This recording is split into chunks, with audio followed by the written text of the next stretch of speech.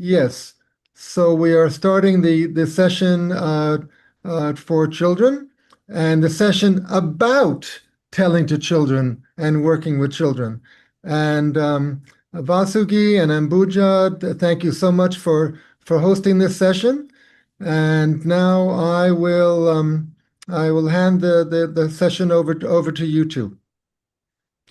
Go ahead. Ambuja or Vasugi, is one of you hosting the session today or both of you Yeah. together? Vasugi ma'am is hosting it. I will handle the spotlighting. You need to make me the co-host. That's right. I have Both, to do that right yeah, both now. of us. Just a Make second. both of us as Yes, I'm co-hosts. going to do it as we speak. Uh, Ambuja, you are. Now, Vasugi, you are. Okay, so there you go.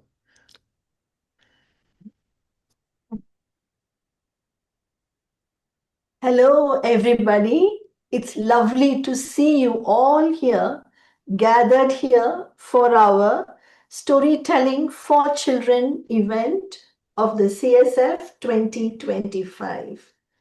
This is the first children's event that we are hosting today, and we have 8 more events planned over the following weekends. We hope that more children will attend our program, our event, and have a more participatory role. Please do pass on the word to your groups of parents and children to enable them to come and attend these sessions, which are mostly scheduled between 4 and 6 in the evening, which is a convenient time for kids. Having said that, we're all looking forward to have an engaging and fun time with our storytellers. And as Eric has already requested, all of us, these stories are for all those who are children at heart. So let us wholeheartedly throw ourselves into the role play of children and enjoy this session.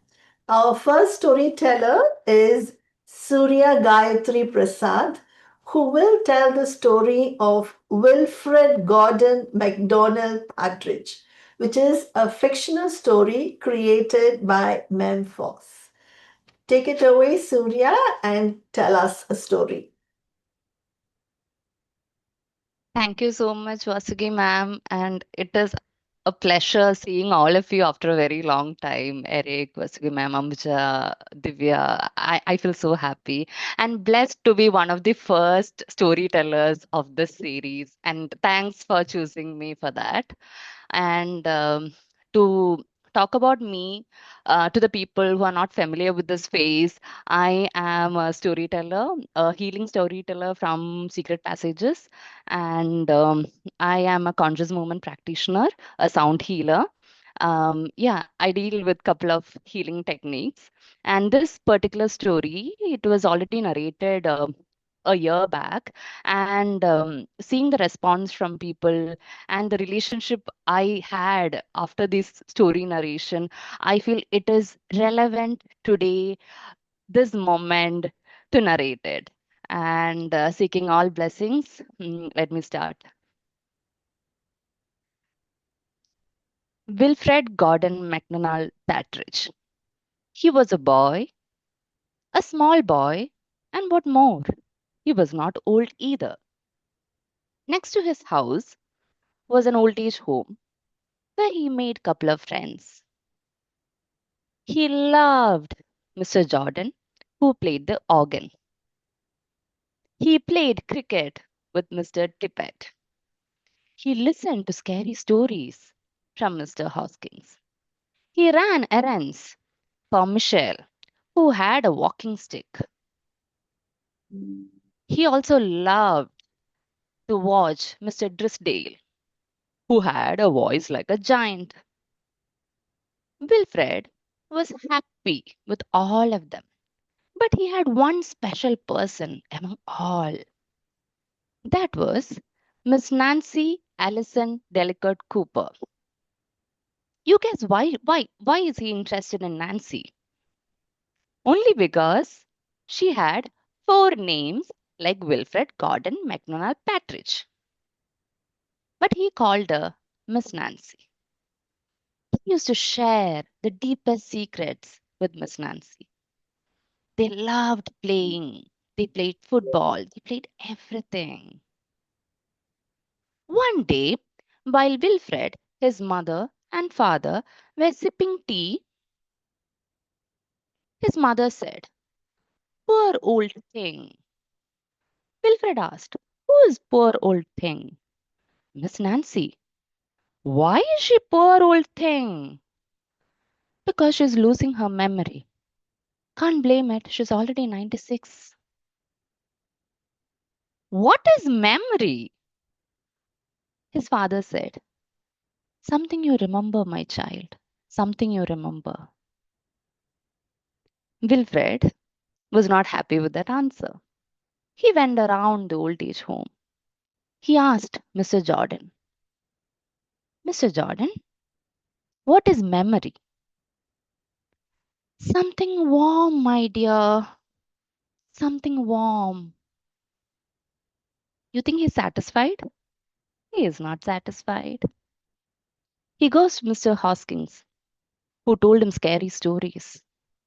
"What is memory?" "Something from long ago, my lad. Something from long ago." Wilfred is still not satisfied. He goes to Michelle and asks, "What is memory?" "Something that makes you sad, my dear. Something that makes you sad." He goes to Drysdale and asks, "What is memory?" "Something that makes you laugh, my dear. Something that makes you laugh." He goes to Hoskins again and asks, "What is memory?" He says, "Something as precious as gold, my boy. Something as precious as gold."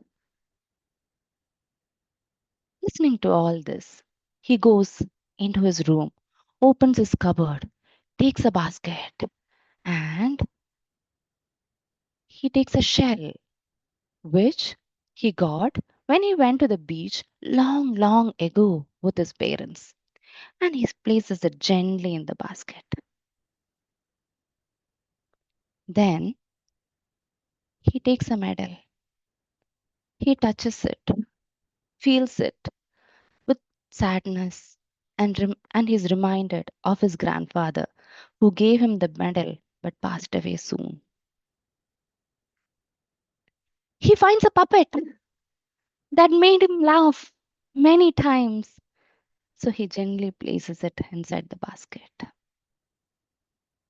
And he takes a football that is as precious to him as gold.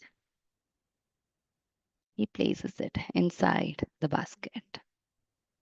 Then he goes to his bedroom and gets an egg that is warm.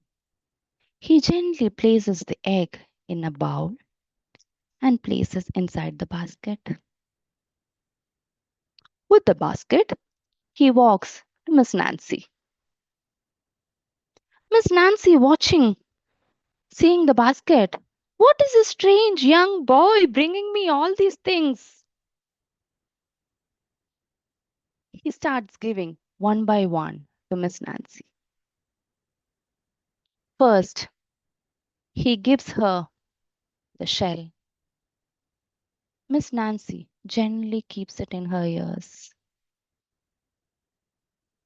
"You know what?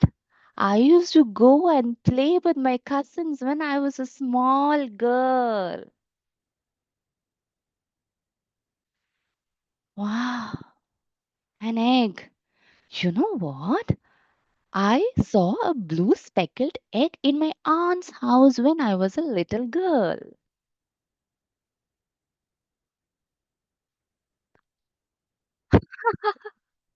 "Puppet, I had a little sister. She used to have porridge and laugh out loud with a mouthful of porridge while I play with the puppet."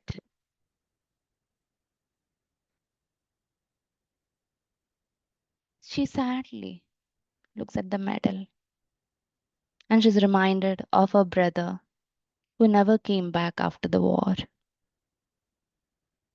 Then she sees the football and she remembers all the days she played with Wilfred.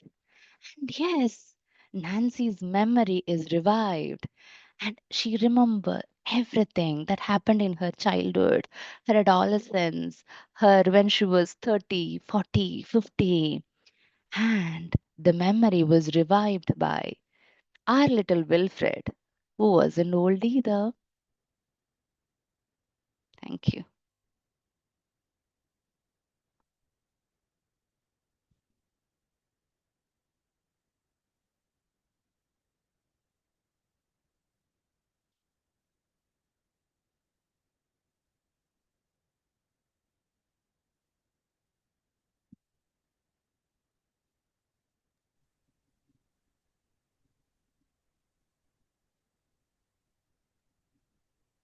So now the question is, after a story is told, how can it be followed up with the young people? You know, with adults, we can have an intellectual discussion. But with young people, probably some playful approach is more appropriate. Soorya, did you have any thoughts about? Yes, Go ahead yes. and just go ahead. Yeah. Something that adults as well as kids can do if you are Wilfred, embody Wilfred, and take a piece of paper and a pen and think of what all you can bring to Miss Nancy to revive her memory. I want it in drawings. It can be warm, it can make her laugh, it can make her sad, it can make her tinkle, it can make her do anything up to your imagination. Something that you can bring to old people or elder people and make them happy. And this is the serious concern which the current generation is going through, that is memory loss. And let's see how we can bring it back, bring their memory back.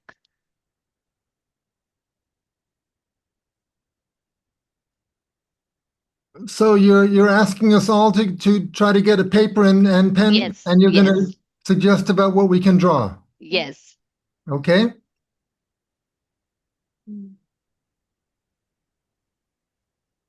And I would also like a couple of you to come with your answers and your creativity.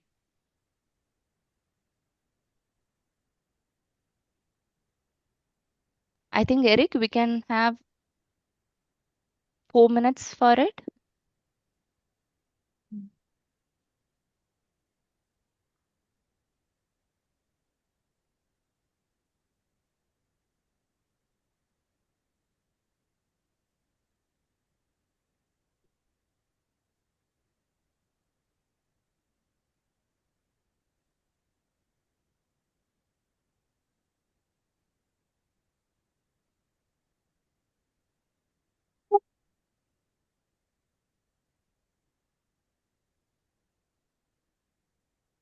So what are you suggesting we draw?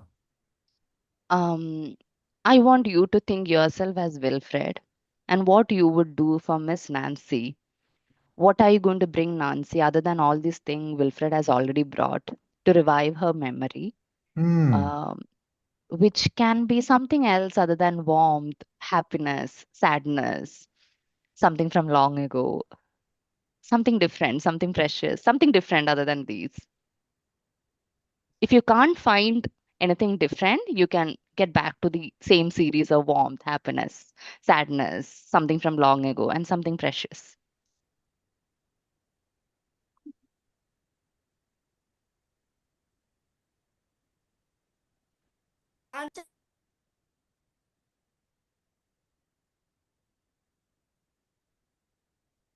I've drawn something. Can I bring it to Yes, now? of course, yes. Yeah.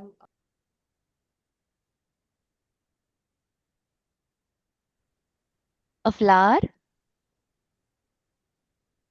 That was someone else. Okay.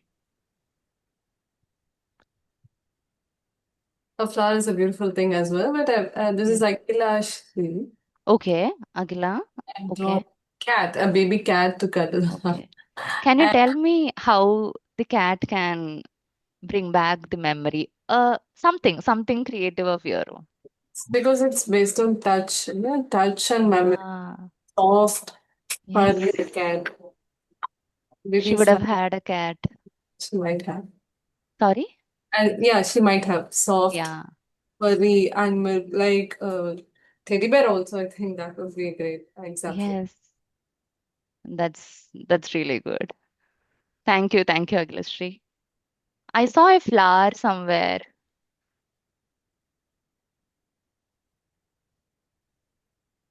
Can I? Push. Yes, yes. Yeah. Yes. Wow, that's a cute flower, a smiling flower. Yes, Priya, can you tell me?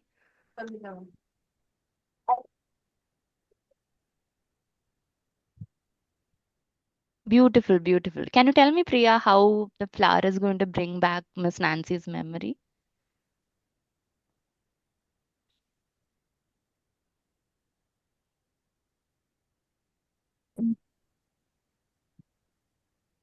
Yes, baby. Okay. I see. Um, yes, yes, Neena. Yeah. Hi. I hope you can see this. Closer, please. Yes. Oh, wow. A smiley to bring back the smile, and Okay. a Cadbury's chocolate. Maybe she would, she was a chocolate lover. So something Okay. to refresh her memory, and some Wow. flowers. The smell and the color that she loved, maybe the red roses or any other flower that Mm. she loved to bring back her memory. Wow. Beautiful. Amazing, Neena. Thank you. Anyone else? Yes. I have okay. This is okay. Uh, bowl of fruit and a sweater. So sweater Okay. is very soft, Okay. and I think in old days the people used to, uh, build the sweater and stitch it. So sweater Yes, can be yes. one thing that bring her memory back, Yeah. and a bowl of fruit, something to eat, something Some, that can come with the taste. yeah. Maybe her mother would have made Yeah. her. Yeah. Hmm. Lovely. Yeah. Thank you. I drew something like her childhood photos, a school bag, and a storybook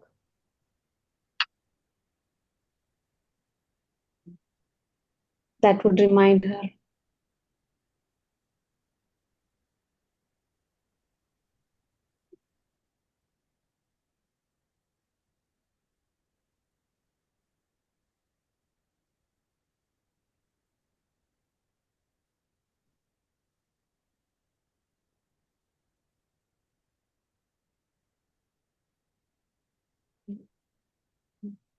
Thank you, everybody.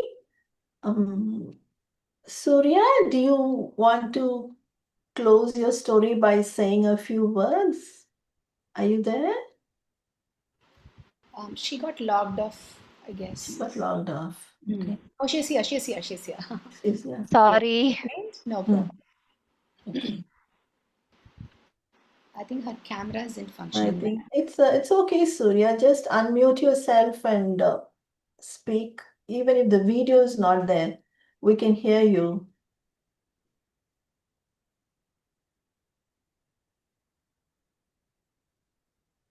Okay.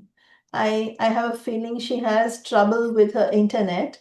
So we can go on to our next storyteller who's waiting to tell us a story. It is Trisha Tibrewala from Bangalore, and she is going to tell us the story of the Elephant's Kindergarten, which is a Japanese folk tale. Go ahead with the story, Trisha. We are all looking forward to hear from you. Thank you so much, Vasuki ma'am. And I would first like to take this opportunity to thank Eric sir for giving me this opportunity. to be able to narrate my stories, my version of all the stories that I have read for my children on this platform. Thank you so much, sir. So, a very short introduction on who I am. I am an early years facilitator and educator for the last 10 years, and I have been narrating stories to this young age group for the last 10 years. And the story that I've come up with today is, like ma'am said, a Japanese folk tale which has been retold by the renowned author Geeta Ramanujam. So this is this story I had read in one of her books. So this is my take on her story. So we'll quickly start with the story, and this story will, because it is a Japanese folk tale, the children here, and of course also the grown-ups who have their little child in them, will learn a little Japanese, 1-2 words in Japanese with me today. So are we all in?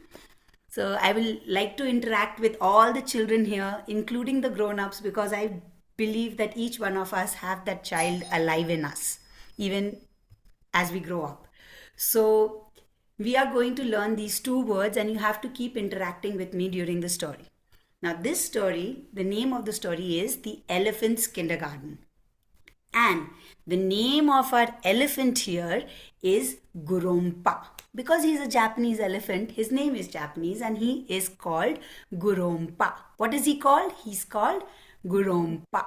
Now he is a baby elephant, and he, unlike the other elephants, does not live in the forest. He lives with the other humans in a small little village in Japan.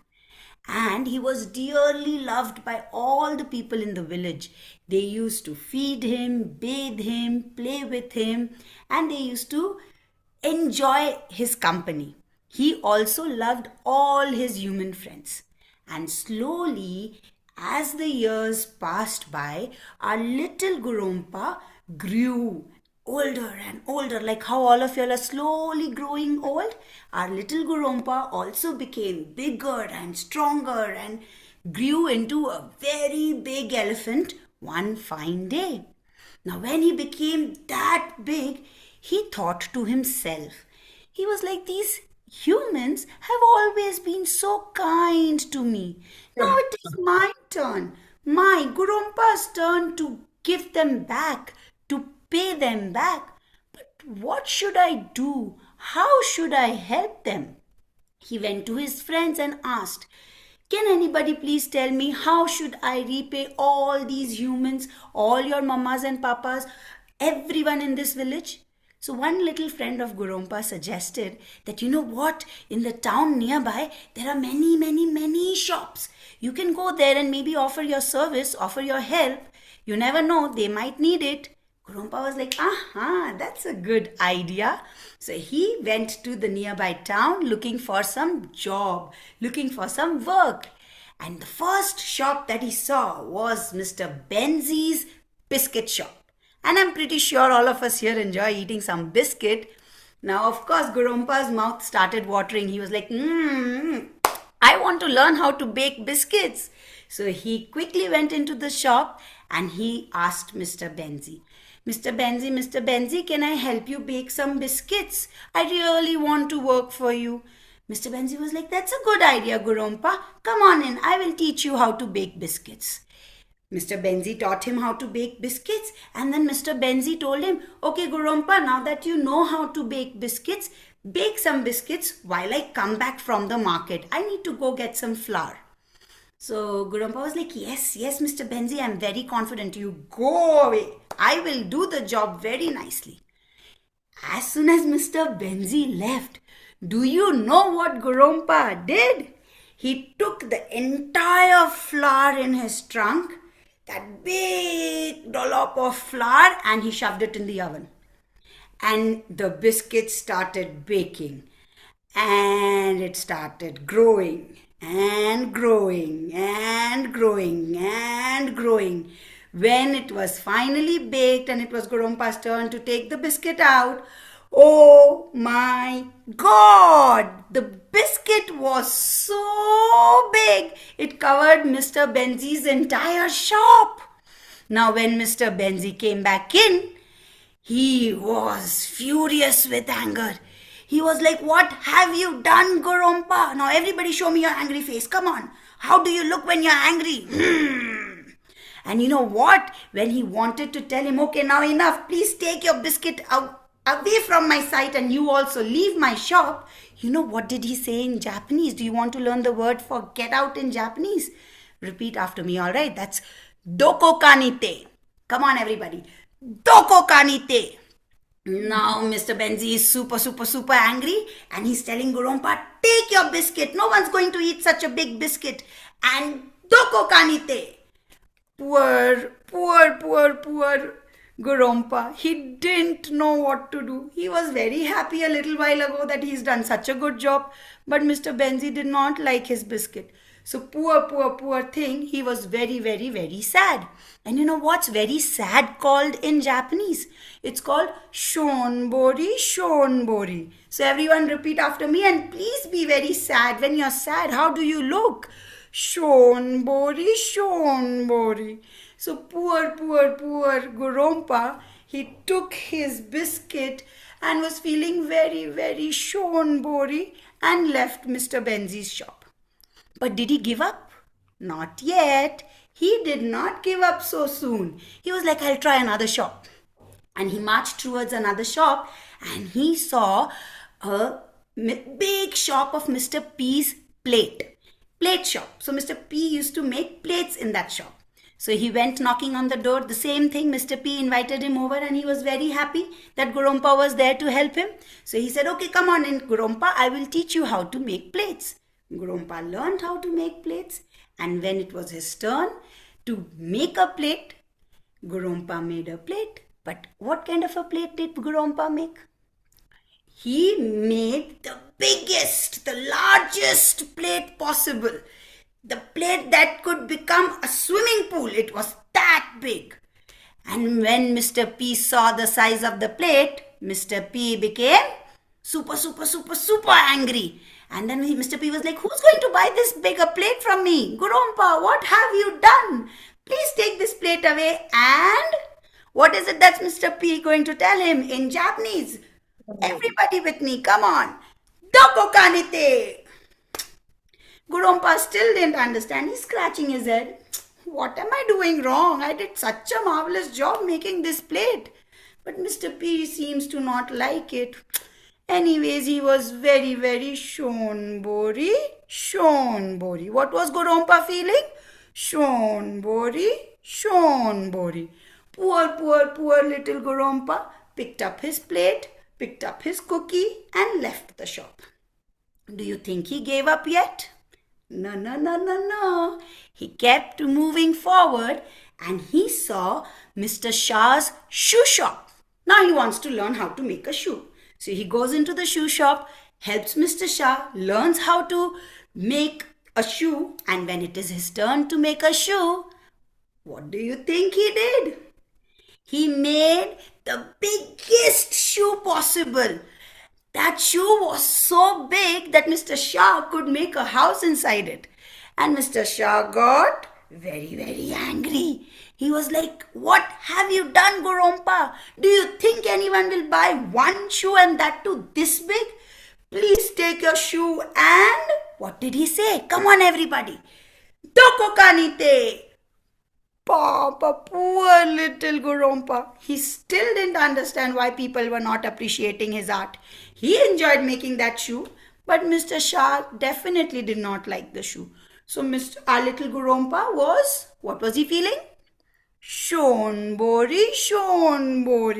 He was very shonbori. So he took his shoe, took his plate, took his cookie, and did he give up yet? Not yet. He went to one last shop, and that was Mr. K's car shop. Now, it wasn't a shop, it was a factory where Mr. K used to make the world's best cars. So now he wanted to learn how to make cars. So when Mr. K invited him in, Mr. K taught him how to make the world's best cars.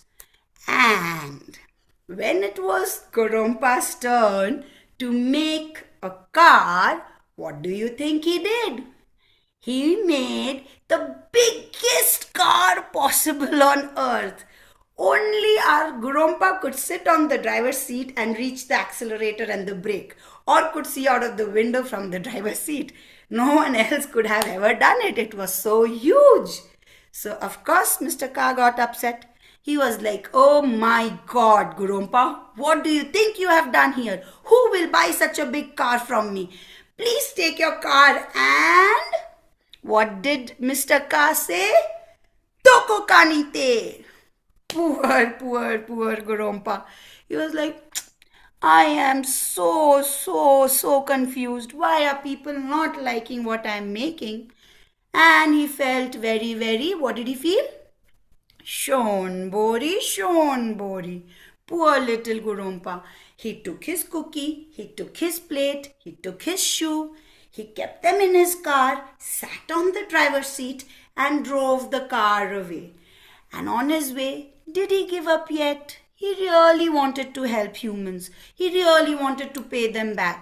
But he was kind of running out of ideas as to what to do. But he did not give up yet. He did not want to give up.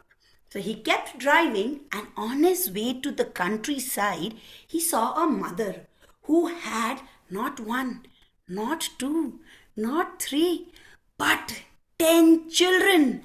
And poor little mother was not being able to finish her household chores because all the 10 children were on her, troubling her, like how all of us trouble our mamas when they want to work, right? These children also were troubling their mama and not letting her work. So when Gurumpa saw that, he got a brilliant idea. He quickly went up to the mother and he said, Ma'am, do you mind if I engage all your children into something fun while you finish your work?" That are like golden words to the ears of a mother. So the mother was super happy, and she was like, "Yes, Gurumpa, please take them away. Keep them engaged for as long as you want." And Gurumpa took all of them to a nice little cozy corner by the river. And you know what he did? He took his plate out. He filled the plate with water from the lake, and he used his trunk to fill water into the plate till he kept filling water into the plate till it was looking like a swimming pool. Imagine the plate was so big that it filled and it became into a swimming pool. And once the pool was ready, he asked all the children to dive deep into the pool. And all the 10 of them went jumping into the pool, enjoying themselves in water, splashing water here, splashing water there, having the time of their life. They thoroughly enjoyed playing in the pool for hours together. But then they finally became hungry. They wanted to eat something. So Gurumpa called them out and said, "Okay, listen, I have a beautiful arrangement for you in that shoe house there." He has taken his shoe out and has kept all dry clothes inside the shoe for them to go into the shoe house and change into their dry clothes. So they all went inside the shoe house, changed into their dry clothes, crawled back out, and now they wanted to eat something. They were super hungry. What do you think Gurumpa offered them? He offered them the biscuit, and it was such a big biscuit that a little bite of it didn't matter. And all of them ate the yummy, delicious biscuit to their heart's content. Finally, Mama was done with all her work, and she called all the children back and thanked Gurumpa. That is when Gurumpa decided that he is going to open his own kindergarten. That is the day when the elephant's kindergarten was established in that village, and he announced in the village that all the mamas and papas can go to work whenever, for however long they want, because all their children will have fun in Gurumpa's kindergarten. So that was the day. From that day onwards, Gurumpa was never Shonbori, and no one ever told him Doko Kanite. The end. So that was the end of the story. I hope everybody enjoyed. Thank you so much. Thank you. We have a follow-up activity where we will learn how to draw Gurumpa. Do you want to learn how to draw? An easy peasy way to learn how to draw an elephant. For that, I know all of you have papers and pencils with you. We'll quickly take a piece of paper and pencil. I will just show you my screen. Can you see my paper? No, I don't think it's visible. You just remove your blur. Just Try removing show. your I think, Trisha, it would be better if you background. just drew one or two lines and showed it on the screen. Like this. Is it visible yet? I think it's because of my blur that it's not. This is better. Just move back a little bit so you're within focus. This is good. So this is how we will, our elephant will look here. All right. So we will start. I will just show you. We will first make 2 inverted U's. We'll leave some gap and draw the second U. Great. Yeah, I think it's visible. Can you see the 2 U's, inverted U's? Now from where we started the first U, we will keep our pens there a little far away from the starting point of the first U, maybe from here. All right, and we will go all the way to the second U, the end point of the second U. But in the middle, we will take a big loop somewhere in the middle between the 2 U's. So it will go something like this. We start, when we come to the center, we take a big loop and then we end here.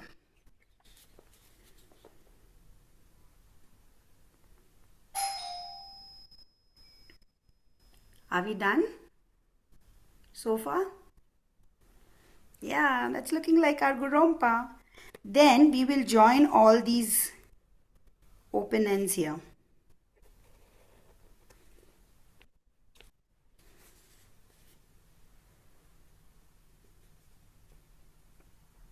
All right.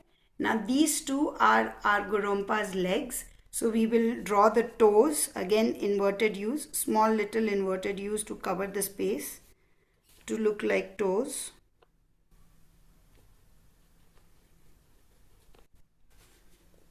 These 2 are the legs, this is the trunk.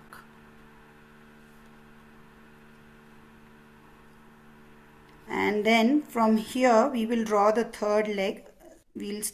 From this point we'll start and come down in a slanting line and then join the open ends, make the toes.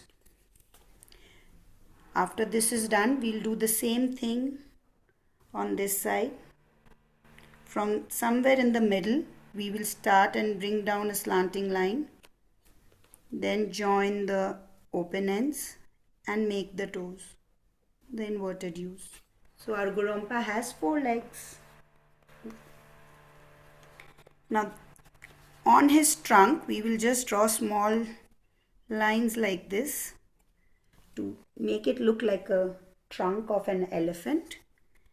And just where the trunk ends, somewhere here in the center, we will draw a cute little eye.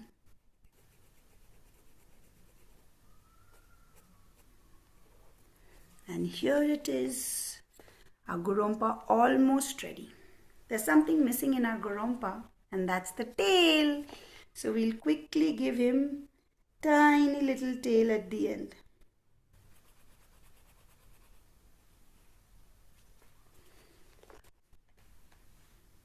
I don't know if yeah. So this is how all our Gurompas look. Can everybody show their Gurompa to us on the screen?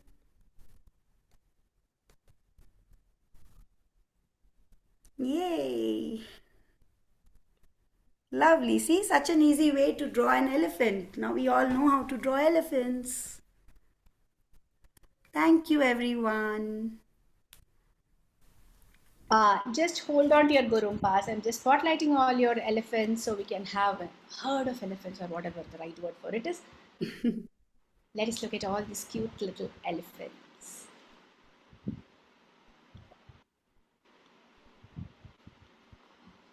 Oh, okay, I can see so many elephants here. Just a minute, just a minute. I'm trying to make it as fast as possible, but still. Oh no, there are too many elephants beyond my capacity to spotlight them. Oh, maybe that. Okay, and one last elephant. Let me get one last Gurumpa here. Okay, yes, there's so many elephants. Nice. Thank you. Sorry for not spotlighting the remaining Gurumpas because I can see so many. Thank you. Thank you so much.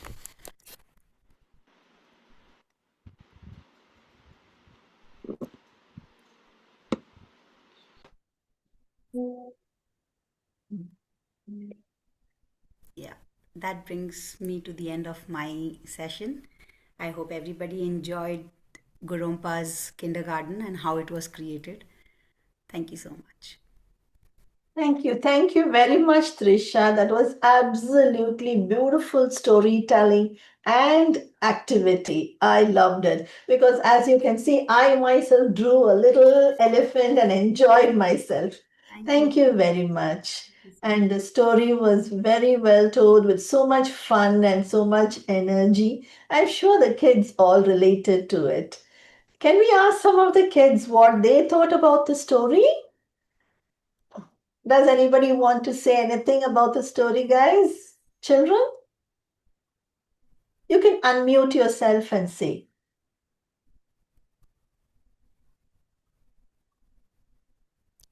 Anybody, if you can share what you learned from the story. What did you learn from Gurumpa? Never give up. Never give up. Yes. Yes.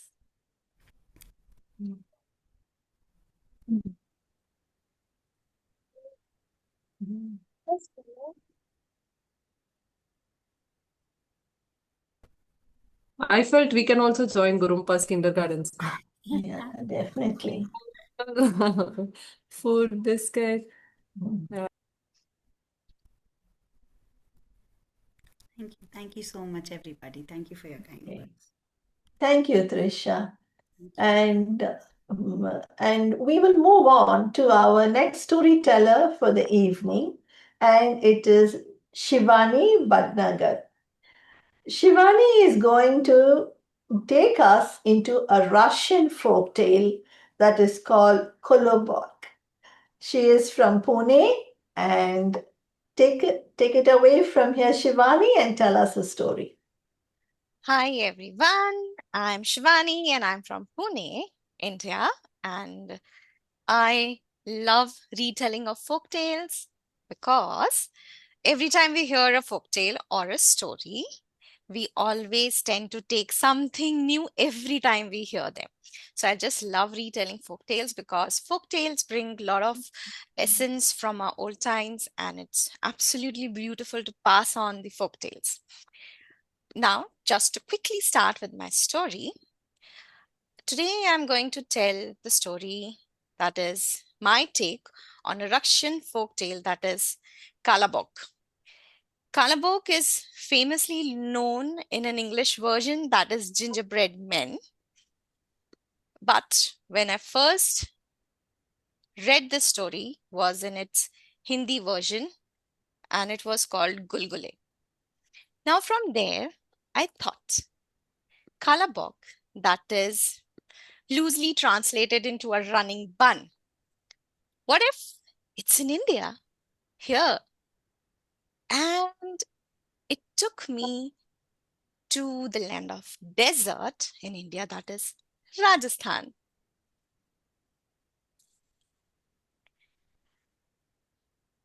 And it took me to the place in India that is Rajasthan. And today I'm going to take you through the pink city of India, that is Jaipur. Now, the pink city, why it's pink city is because the buildings and everything look like a color, sunset color, and it gives a very pink sunset color to the buildings. In the city of Rajasthan, in the corner, there's a very cozy kitchen, and the afternoon meal is being cooked. I believe many of you might start guessing what is that yummiest meal in Rajasthan being cooked in the afternoon. So Meera is in the kitchen and preparing the yummiest, delicious dal bati. What is dal? Dal in Indian cuisine is a thick liquid dish made with simmered lentils. So this is dal. And in dal goes the bati. Now, what does the bati look like? The bati looks like a wheat bowl. It is crunchy on the outside and soft and yummy inside. So this is our bati. And this bati is, to give it more yum and delicious, is always topped up with ghee. Now, how ghee is made? Ghee is made with cooking milk over and over, and it gives this beautiful, yummiest, healthiest golden liquid. So now Meera is very playfully taking the wheat dough, giving it a shape, very round ball shape to the bati. And she puts this dough onto the hot coal. After this bati turns golden, she pulls the bati carefully, the hot bati, out of the coal and pours ghee over it. Yummy. It's already smelling beautiful. Yummy, yummy. She pours the ghee over the bati. And as she was about to pull the bati into the dal bowl, it slipped and popped. It popped out of the window onto the street of Jaipur and started merrily singing, fresh, fresh, out of the oven. Watch, watch, watch, watch me grow. I'm crunchy, shiny, softy inside, and I'm the smartest of them all. I just want to roam around the streets of Jaipur, meet the royals, look the fort, have fun. I don't want anybody to eat me. And the bati started rolling, merrily singing all through the streets of Jaipur. And suddenly, he came across. Hey, bati, there, stop. Where are you going? It was Mr. Donkey, with all the load on its back, walking very slowly, and said, Hey, bati, oh, I'm very hungry from picking all the load on my back. Come to me. I'll bite the crunchy crust of you and I'll eat you. The bati rolled off, singing merrily. Donkey, donkey, are slowest of them all. Watch, watch, watch, watch me go. Crunchy, softy, and shiny with ghee, I'm the smartest bati that you'll ever see. Roll, roll, roll. The bati rolled off. And while rolling, a bull. Bati, stop. Stop there. You look so yummy. The bull was pulling all the loads in the farm. And from pulling all that load in the farm, the bull was hungry and tired, and said, Hey, bati, come here to me. I'll eat you. I'll bite the crunchy crust of you. The bati rolled off swiftly, singing merrily again.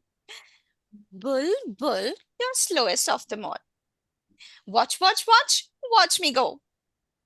Crunchy, softy, shiny with ghee, I'm the smartest bati you'll ever see. And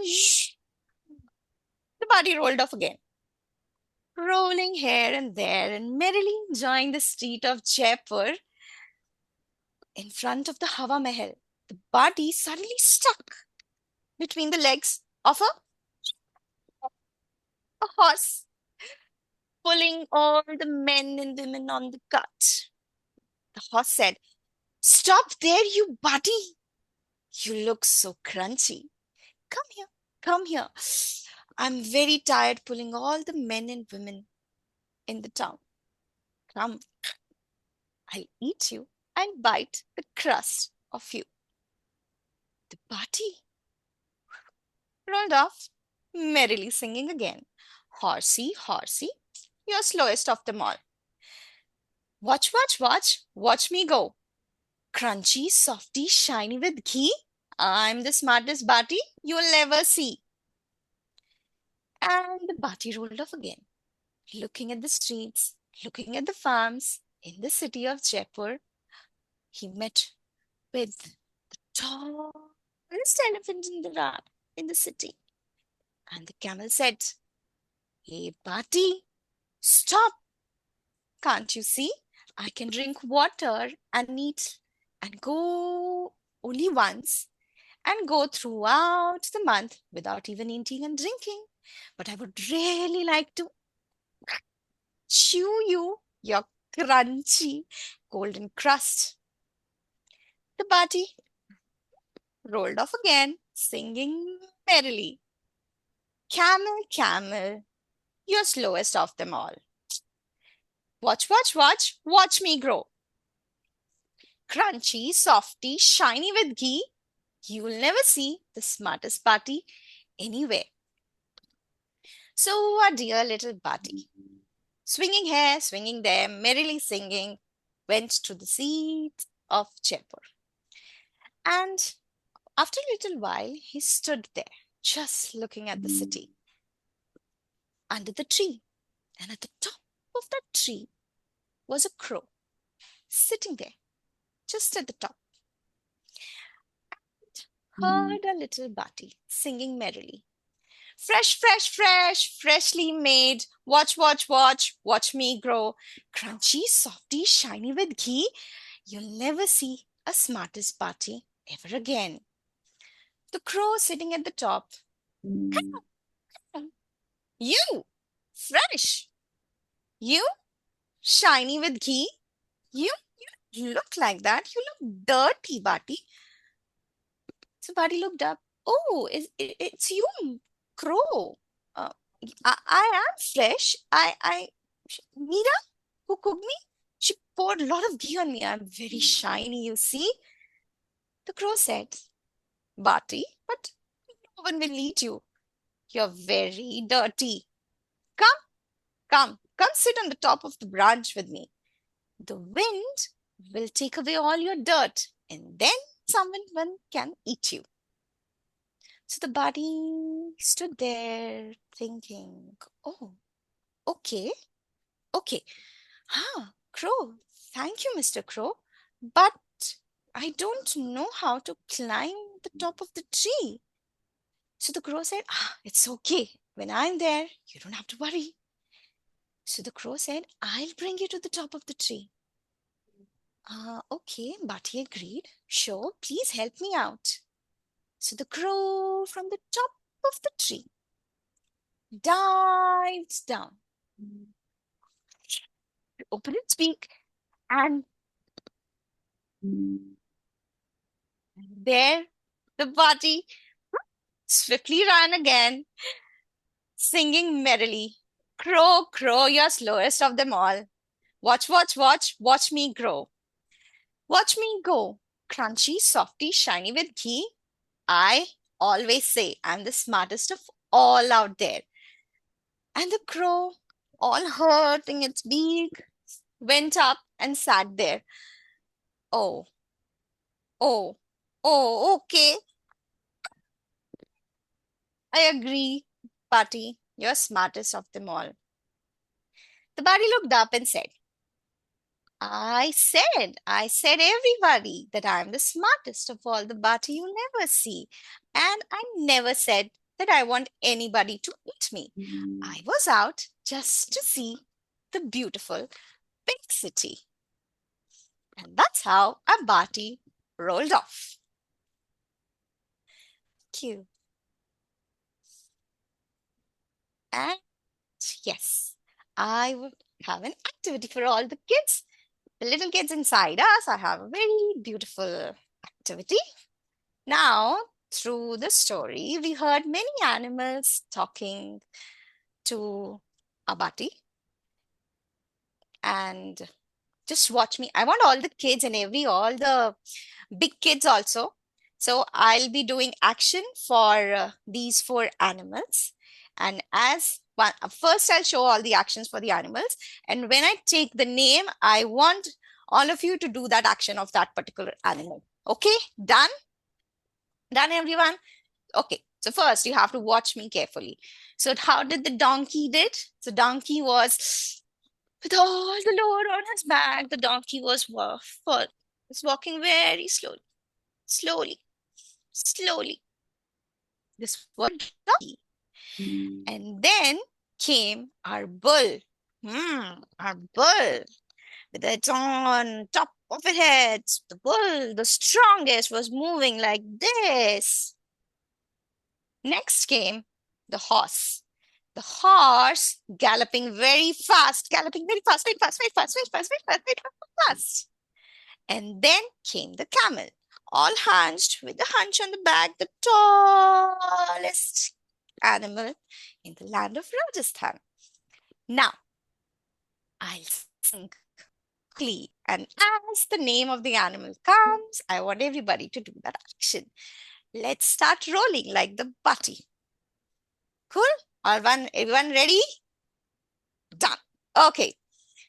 So rolling through the sand, helping us pulling our loads. Who do I see? Who do I see?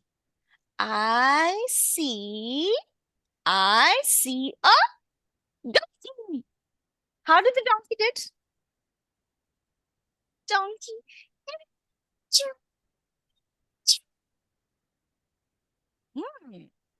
Rolling through the sand, helping us pulling our loads.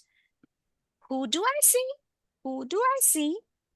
I see a horse.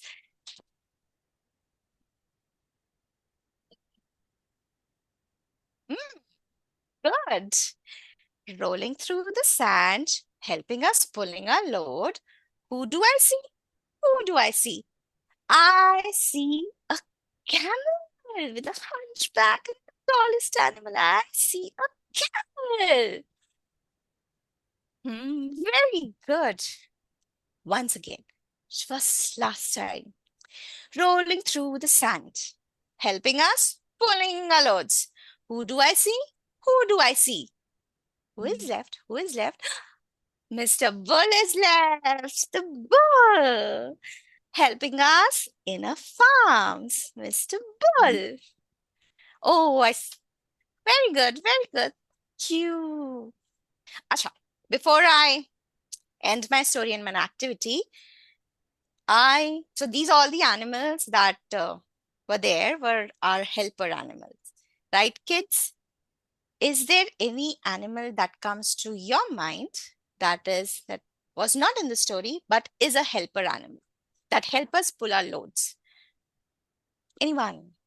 You can write in the chat, you can speak. A helper animal was not in the story.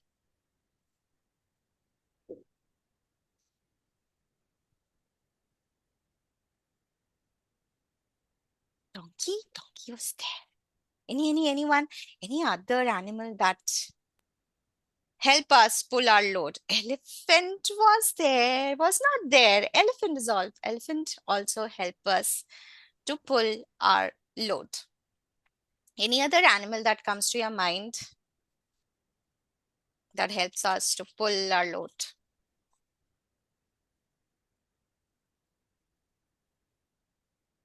How about the reindeers? The reindeers help Santa Claus to pull all the gift loads that Santa is to be. Yes, an ox is also there. A camel is also there. Nice. Thank you, everyone. Thank you. Oh, yeah. Yes. Thank you. Thank you so much, Shivani. We love that storytelling. And I'm sure the kids enjoyed it hugely, particularly your actions at the end. Thank you very much. And we will move on to our next storyteller of the day, who is Vineetha Babu. And Vineetha is going to tell us a story called A Sure Way to Victory, which is from the Epic Tales of Wisdom by Nityananda Charandas. Vineetha, go ahead, tell us a story. Yeah, hi everybody. I'm Neeta, and first of all, I thank Eric for giving me this opportunity year after the other. I think this is the third CSF I'm attending, and I thank Vasaki ma'am and Nambu ma'am and all the CSF members who have put this storytelling festival together, and Divya for an amazing poster. Today, I'm going to tell a story about Shivaji Maharaj, the great king, Maratha king from Maharashtra. Shivaji Maharaj was a very sweet, kind-hearted, humble king. He used to listen to all his courtiers for advice. One day, he was extremely, very, very sad. Even though he had a strong army, his soldiers were really dedicated and wanted to capture all the big forts, but he kept losing. He didn't know why this was happening, and Shivaji Maharaj was very, very sad. He didn't know what to do. He couldn't see all the soldiers dying in front of his eyes. So, Shivaji Maharaj decided to ask neighboring kingdoms what to do, his friends. No use, nobody gave him good advice. One day, when Shivaji Maharaj was traveling from one fort to another, all his enemies started attacking him. He had to fight with all his enemies. His soldiers tried really hard to save him. They were all fighting. Shh, shh, shh. Shivaji Maharaj took his sword and started fighting. Shh, shh, shh, shh. On this way, Shivaji Maharaj lost his way. He and his horse were all alone. He looked here and there, and none of his soldiers were around him. He has lost his way. He started moving forward. Where am I? Where are my soldiers? I can't see anybody. Where should I go now? The sun is setting and it's becoming dark. Where will I go now? I'm already on the top of a hill. Which hill is this? I really don't know. Okay, let me find a place and rest somewhere. I'm extremely hungry. I need to eat. I can see an yellow light twinkling there. Let me go there. I think it must be a hut. Okay, let me go. Shivaji Maharaj went near the hut. Okay, I see an old lady. I will go there. I think she will recognize me that I am the king and serve me some food. Let me go there. Shivaji Maharaj went near the hut. An old woman. She came out. Who is this? Oh, you must be the soldier from Shivaji Maharaj's army. Okay, you have come with your horse. I think definitely you will be a soldier. Come in, soldier. You look very tired and you must be hungry. Look at you. You are really working so hard for your king, and by this time your king will be sleeping and having a nice time. Okay, come. I have kept water there. Go and leave your horse there. I will also give some food for your horse, and I've kept warm water near the well. You go, wash your hands and feet, and come inside. I will make dinner ready for you. Come. Shivaji Maharaj frowned and said, Soldier, you didn't recognize me? But he was in no mood. He was extremely tired. He didn't want to explain anything to this old lady. So Shivaji Maharaj at least was happy that he's getting some food from this lady. So he went near the well, washed his feet, washed his hands, and went inside.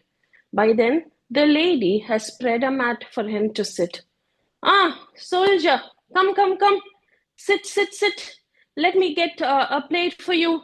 She brought a plate and she served steaming hot rice and put some curry. Shivaji Maharaj was extremely hungry. He dived deep inside the rice. He tucked his hand in the middle of the rice, and it was extremely hot. And he spilled everything. Huh? Soldier, what a hurry. Extreme.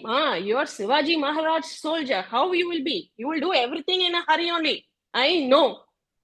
Shivaji Maharaj was taken aback. What? I just spilled the food. Why are you scolding? My king, he asked. Your king is always in a hurry, like you.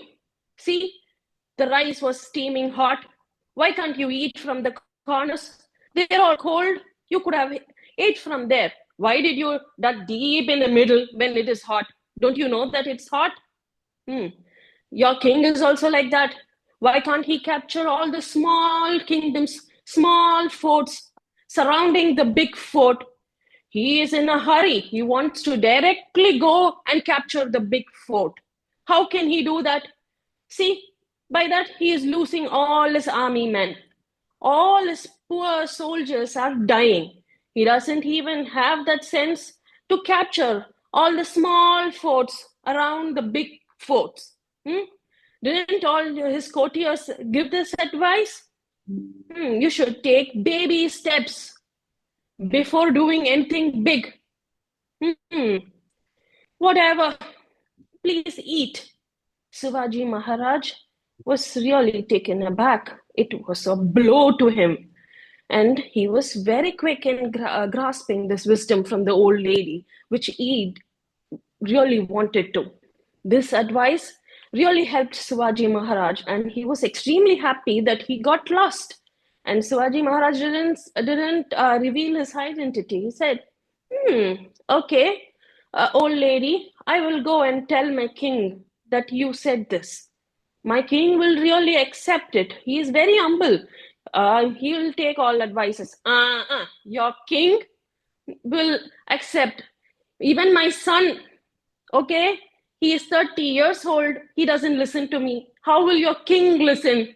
Okay, it's time up. You leave. Otherwise, you can't reach. It's all deserted outside. Go. Shivaji Maharaj just smiled and bid adieu to the old lady. And he was very, very happy and content. His heart was full. His tummy was full. And he started back searching his soldiers and back to his fort. One thing Shivaji Maharaj understood, that he should not take his decision and he should grasp the wisdom whenever it is available. Thank you.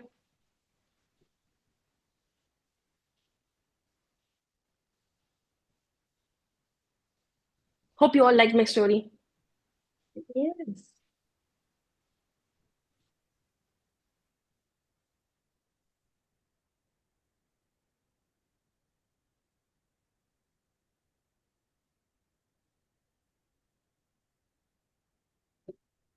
I hope you all like my story.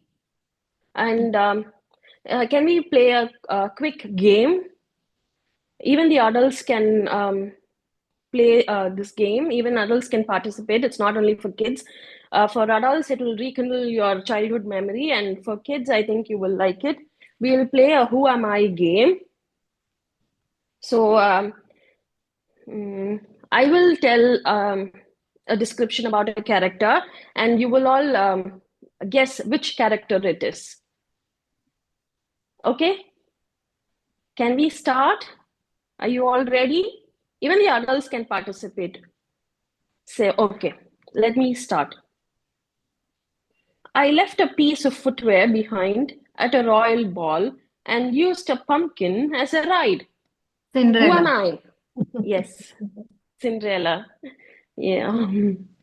I took a shortcut through the woods to visit my grandmother, but a wolf got there Red Riding first. Hood. Red Riding Hood. Red Yes. Riding Hood.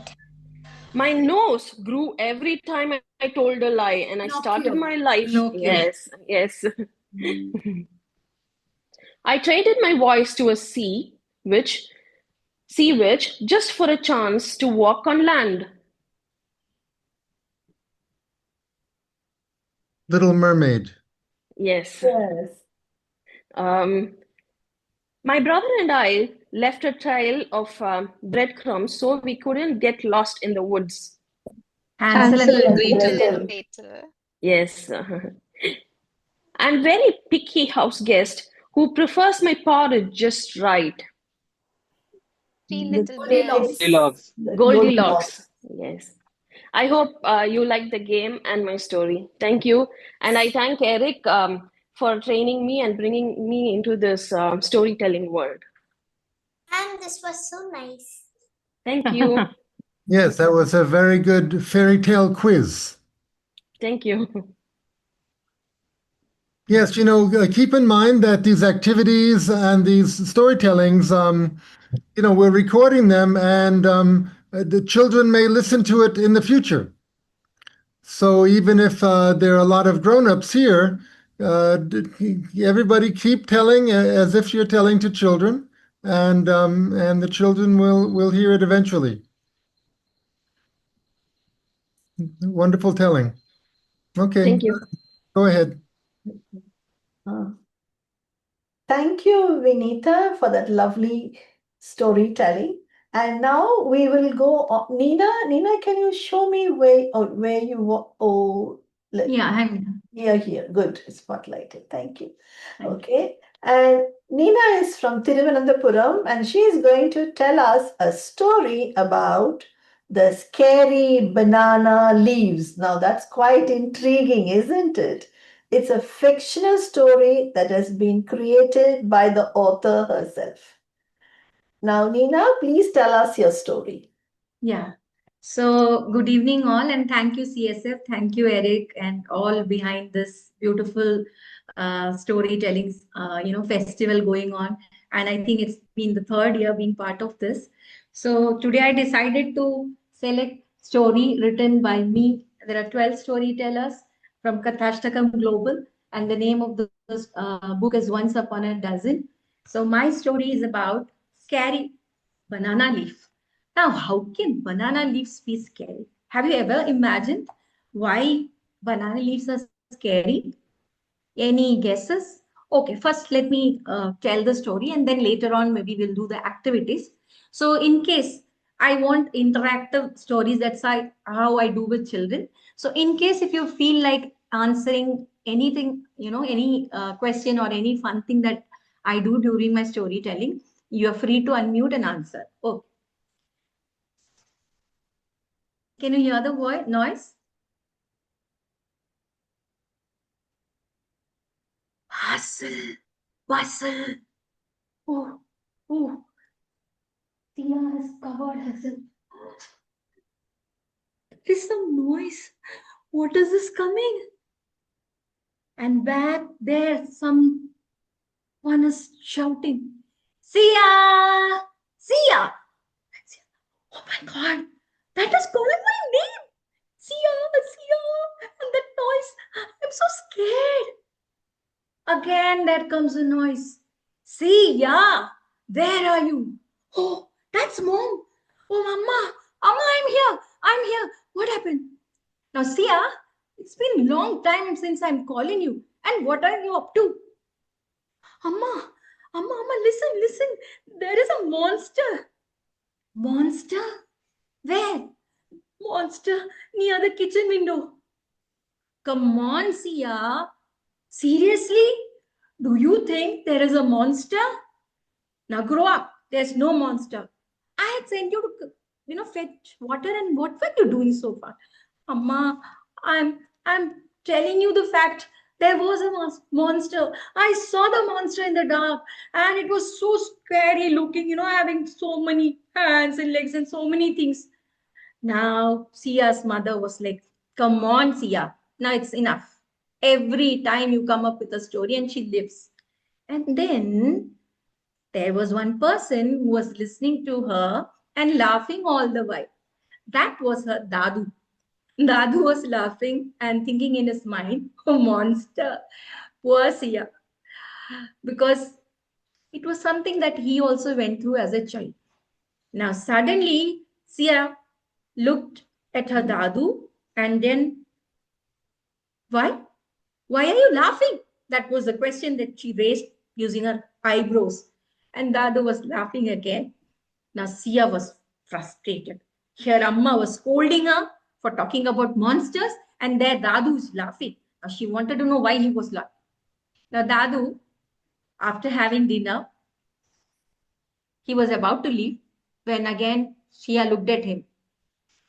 Why were you laughing? That was a question without being spoken. Now, Dadu laughed at and said, Sia, the monster, it's okay. And then he went to his bedroom and he was just sitting there picking up his book and reading when knock knock. Dadu knew that it was Sia, the Sia who was cutty with him outside. But to have some fun, he said, yes, who is there? I am Sia. I want to talk to you. Oh, my dear, come in. And then when she went there, Dadu looked at her and asked, yes, now tell me, what is it? Sia said, Dadu, why did you laugh when I told Amma that there is a monster near the kitchen window? Dadu said, oh, that was just for fun. And Sia was like, no, there's something that, something behind that laugh. Oh, my dear little Sia, do you really want to see the monster? And Sia was like, what? You'll show me the monster? Already I'm scared. Then Dadu said, come on, let me tell you a story about a scary banana leaf. This is a banana.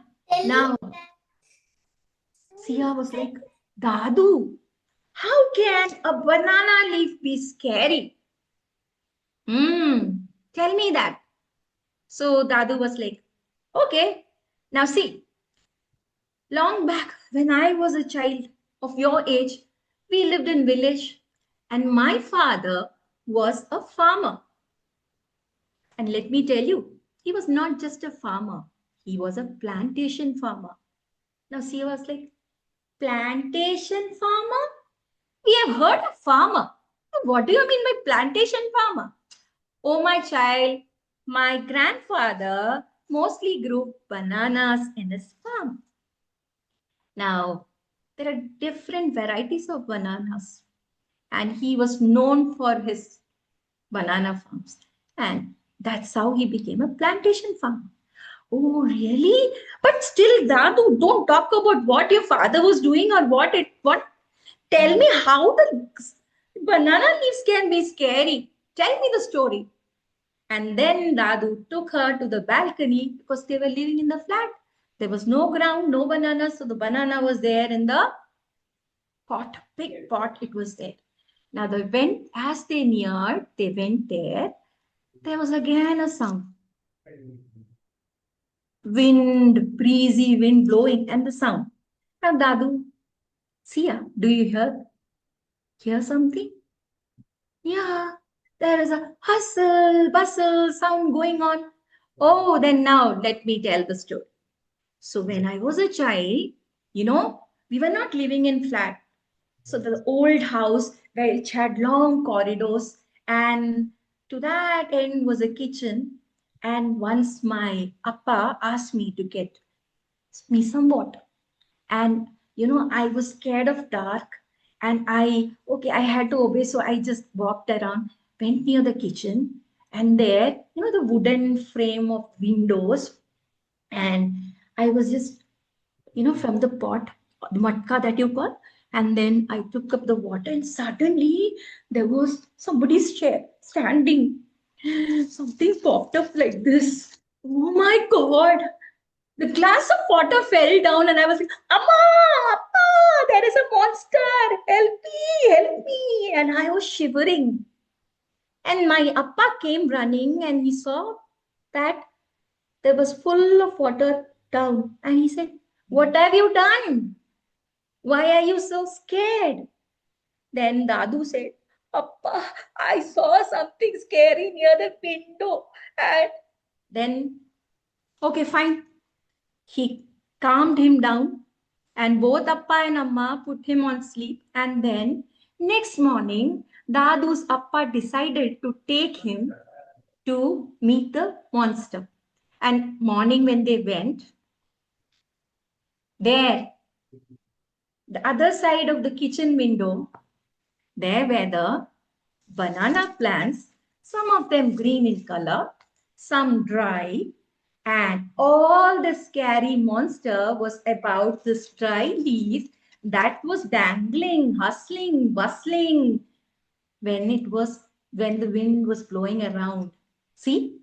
And then Appa said, now tell me, do you see a monster here? Is it a monster? And all the while, these banana dry leaves and the green leaves near the window, which was near the window, the shade of it looked like as if there was, a skeleton was standing or something like that. And this is your monster. Meet your monster. Now see. Banana leaf. That was a monster. You mean to say the same banana leaf was scaring me here? Yes, my dear. See, it was the banana leaf that was scaring me, and the same with you. And let me tell you, there is no monster in this world, right? The fear that we have is all in our minds. The dark thoughts that goes through our mind. That is what creates monster in our mind. Monsters never exist. We humans are if you want to call somebody monster, it's us. So the good and the bad monster is within us. So now just ignore the monster, go and sleep well. And saying that, both Dadu and Sia said goodbye. And now finally Sia went to her bed and like, oh, my goodness, see how things can go wrong. The scary banana leaf, my goodness, she had started laughing, and then finally Sia slept, dozed off, and Dadu was happy. So that's how children, there is nothing called monster.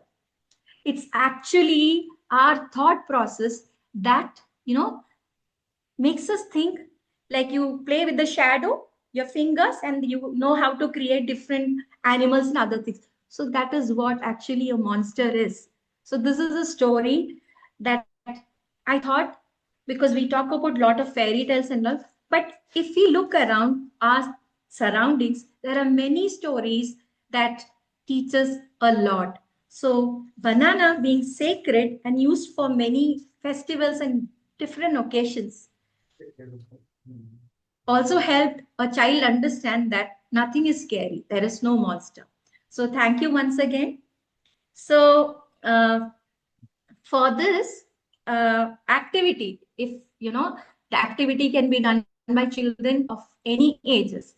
So for small kids, if you want, we can ask them the variety of bananas, right? Or you can make activities like using origami papers. They can create bananas. So how many varieties of bananas can any one of you say? How many? There are many different kinds of bananas. 5. More we have. Nearly 20. 20 must be. Yeah. Yes, beta.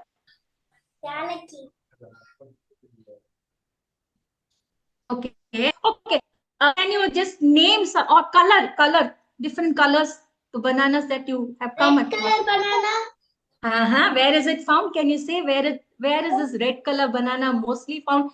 Green color banana. Green banana. And what is the name of the green color banana? I know the red color banana's name, but I just know it in Tamil. You say any language. You say we are not restricting to any language. You say it Yellow banana. Okay, Chambar, very good. So in Kerala, we say kappa param, or we call it kappa in Trivandrum. Yeah, kappa param. So that is the red banana. And those who are in north, have you seen the red color bananas? Yes. Okay. So nowadays everything is affordable everywhere, transported to our whole country. Okay. Now yellow, green, red bananas. Now size of the bananas? Small ones. Small ones. That's small. Yelaki? Like you got that's Ilchi, Rasagadali ilchi. when you call it. Malaiparam, hill banana. Yes. Forgot blue banana. Name them. Now there is one banana out of which we make chips and also sweet dishes. Name them. Nendra param. Yes, very good. Yeah. Excuse me, ma'am. Yes. Boil it like chips. Ma'am, there's also one more banana called the blue Java banana. Very good. It's mainly found in Africa or Northeastern Asia. I think I forgot the name of the country. It's very rarely found. Yes. It's also called as the blue ice cream banana. It's blue in color.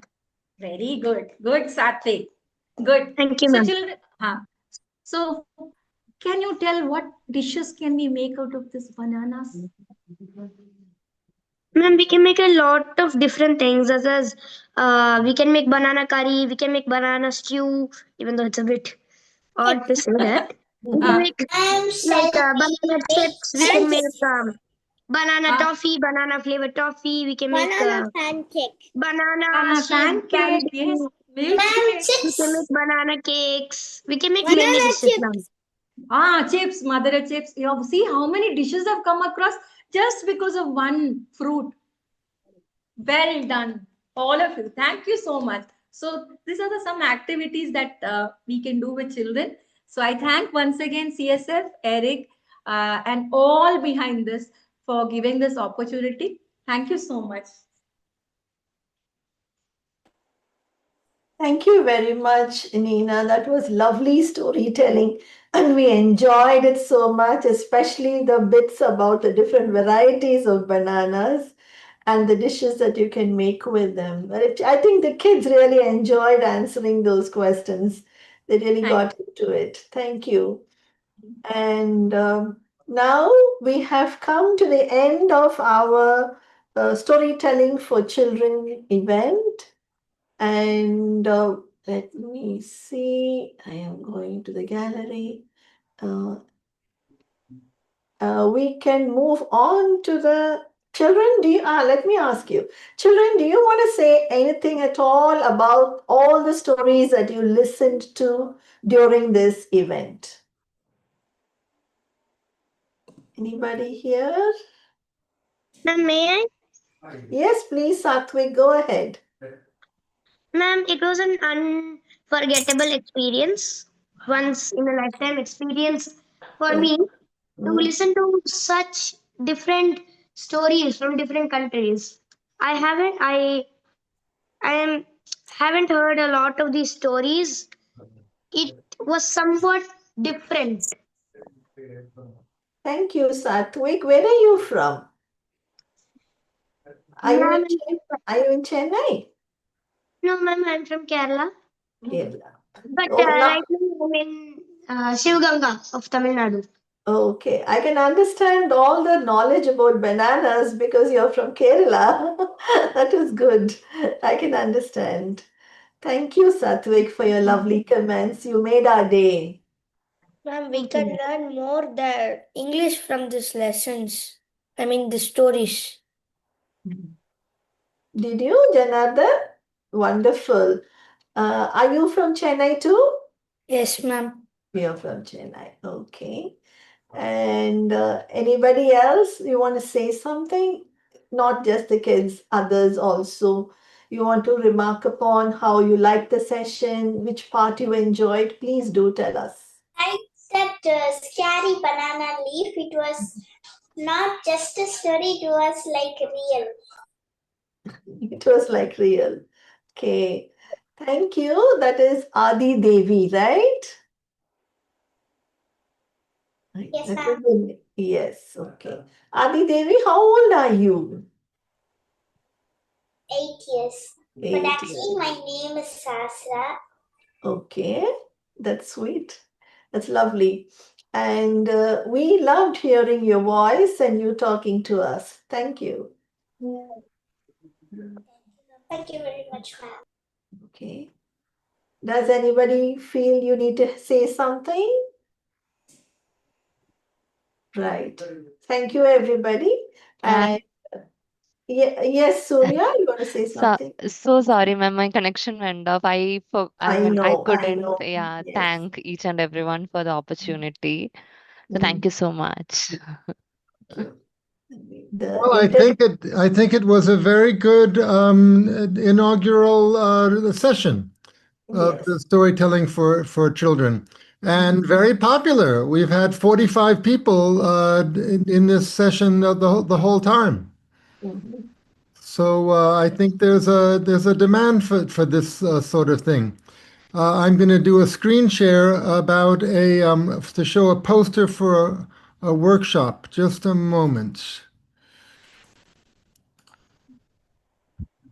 Yes, can people see story-based activities for children? Lalitha Tilak, this coming Thursday at 6 p.m. Activities that kindle your imagination, boost your drawing and writing skills, develop focus, enhance creative thinking, and build emotional intelligence. So I think it's good if many of the storytellers for children might attend this workshop because it'll give ideas. And somebody is doing the activity of drawing a line on top of the screen, right? That's another activity. Okay, here I'm stopping the share. Yeah, and Thank you, Eric. Thank you for yes, sharing the poster. and luckily the line went away. Um, but yeah, we should figure out how to enable many people to draw on the screen if it's possible. Okay, David Heathfield, are you there? He's doing the next workshop in 20 minutes. But if he's not here, and if we're just if this session is really done, I'll just stop the recording and we'll take a break for a few minutes. Please stay on the line if you can. David's workshop is relating to storytelling in Gaza. You know, that place in the world where things are very difficult, but people are still telling stories. So here I'm gonna stop recording now.